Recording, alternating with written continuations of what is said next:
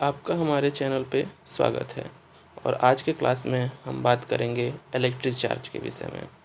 तो आप देख पा रहे हैं कि जब हम एक गुब्बारे को अपने बालों पर रगड़ते हैं तो कुछ देर बाद वो गुब्बारा बाल को चिपकाने लगता है।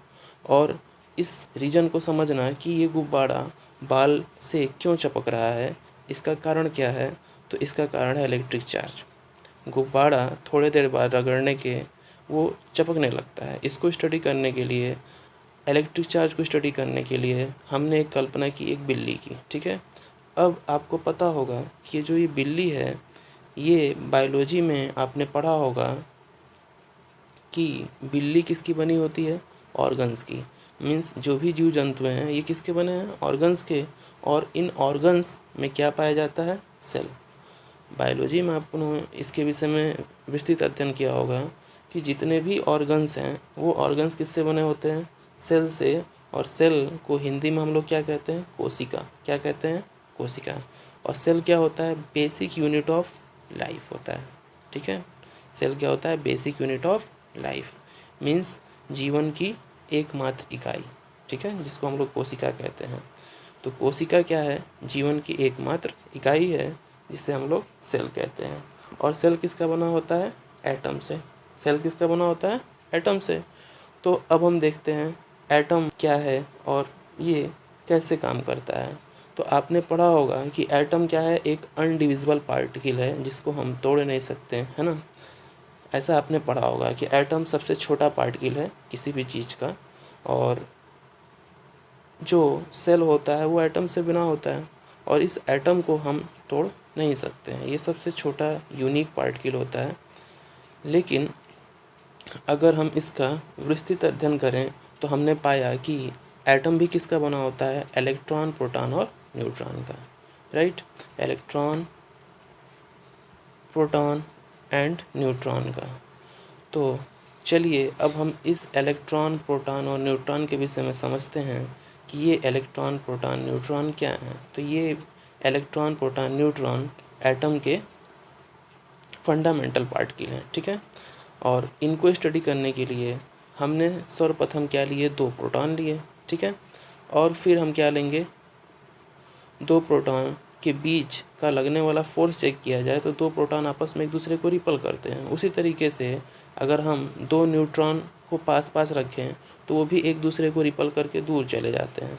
लेकिन अगर एक प्रोटॉन हो और दूसरा क्या हो, इलेक्ट्रॉन हो, क्या हो, एक प्रोटॉन और दूसरा इलेक्ट्रॉन हो, तो वो एक दूसरे को क्या करते हैं, अट्रैक्ट। जैसा कि आप देख पा रहे हैं, ये येलो कलर का क्या है, इलेक्ट्रॉन, और रेड कलर का क्या है, प्रोटॉन। देखिए एक दूसरे के पास आ गए हैं, क्यों, क्योंकि इनके बीच में क्या है, आकर्षण बल है। जबकि प्रोटॉन प्रोटॉनों के बीच में क्या है, प्रतिकर्षण बल है, जो कि रेड रेड ऊपर दिखाई दे रहे हैं।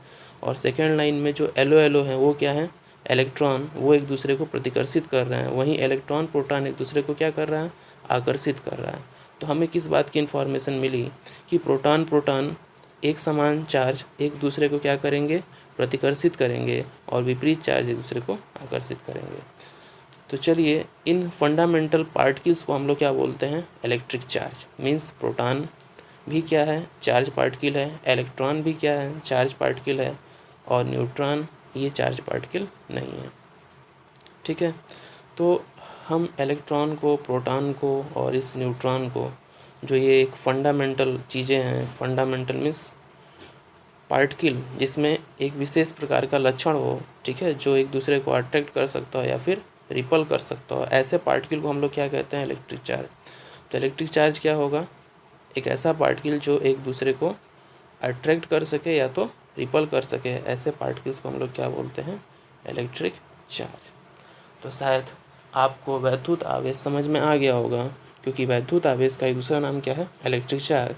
और इलेक्ट्रिक चार्ज क्या है, ऐसे वे कण जो एक दूसरे को प्रतिकर्षित कर सकते हैं या फिर आकर्षित कर सकते हैं। आकर्षित किस केस में होगा, वो इलेक्ट्रॉन और प्रोटॉन के केस में, और प्रतिकर्षित किस केस में होगा, प्रोटॉन और प्रोटॉन के केस में। राइट, तो आपको ये चीज़ समझ में आ गई होगी कि प्रोटॉन प्रोटॉन, जैसा कि आप देख पा रहे हैं कि प्रोटॉन प्रोटॉन का मतलब क्या है, जो ये येलो येलो दिखाई दे रहे हैं, येलो कलर का है।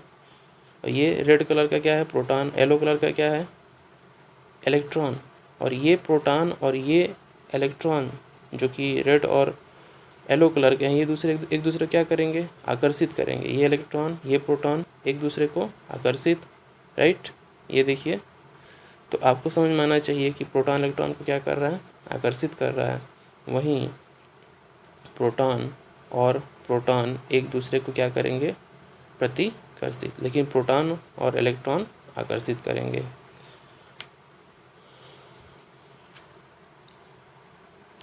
इस प्रकार प्रोटॉन पे कैसा चार्ज हुआ, प्लस, और उस प्रोटॉन पे कैसा चार्ज हुआ, प्लस। और अगर हम इलेक्ट्रॉन की बात करें तो जो ये येलो कलर का, इसे हमने क्या माना है, इलेक्ट्रॉन, और इलेक्ट्रॉन पे कैसा चार्ज होता है, माइनस। तो ये स्टडी करने के बाद हमें पता चला कि प्रोटॉनों पे कैसा चार्ज होता है, प्लस, और इलेक्ट्रॉनों पे कैसा चार्ज होता है, माइनस। और प्लस माइनस एक दूसरे को क्या करते हैं, आकर्षित करते हैं। वहीं प्रोटॉन इलेक्ट्रॉन प्लस माइनस का चार्ज ले लिया, तो अब हमें सोचना चाहिए कि न्यूट्रॉन पे कैसा चार्ज होगा, राइट।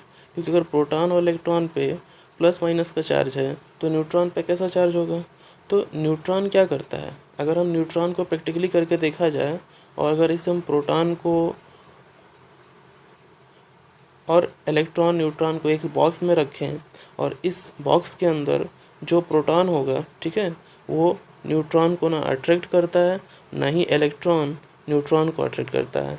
ना प्रोटॉन न्यूट्रॉन को अट्रैक्ट करता है, ना ही इलेक्ट्रॉन न्यूट्रॉन को अट्रैक्ट करता है। इसका मतलब क्या है कि ये एक दूसरे को ना ही प्रतिकर्षित कर पाते हैं, ना ही एक दूसरे को आकर्षित कर पाते हैं। मीन्स प्रोटॉन न्यूट्रॉन के बीच में जो बल होता है वो भी जीरो होता है, इलेक्ट्रॉन और न्यूट्रॉन के बीच में जो बल होता है वो जीरो होता है, ठीक है। इसका मतलब क्या है कि neutron means neutral, neutral means zero, उस पर कैसा चार्ज होगा, जीरो। तो न्यूट्रॉन पे कैसा चार्ज होता है, जीरो। अतः इसके नाम से स्पष्ट है, न्यूट्रॉन मीन्स जीरो चार्ज।